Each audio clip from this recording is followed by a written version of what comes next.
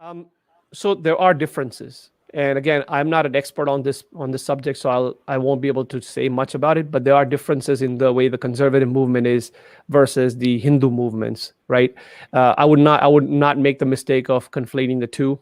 We always jump to this conclusion that Hindus are equal to the conservatives, and then everybody else is equal to the progressives and things like that.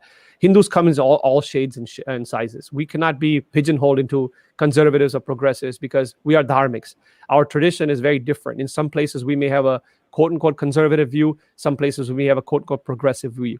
So, aligning with one particular group doesn't make sense.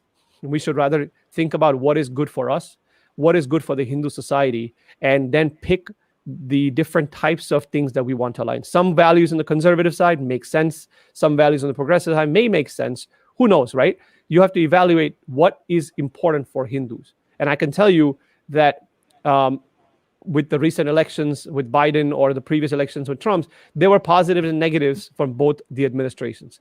Hindus should not think about that, okay, I'm going to align myself with the Trump administration, or I'm going to align myself. And again, this is my opinion. It's not like anybody is free to do what they want to do. But the idea is, let's take from each administration what is beneficial or what is harmful for the Hindus and engage with them. Because if you just align yourself with one particular ideology or group, then if that group is no longer in power, you're screwed. Okay? So we have to think about what is important for Hindus as a set of issues, and then see whether the conservative side makes sense, whether the progressive side makes sense, or none of the above. Right? That's what I would say. Mm-hmm. Yeah, or you could be like me and go libertarian. Or either way, exactly.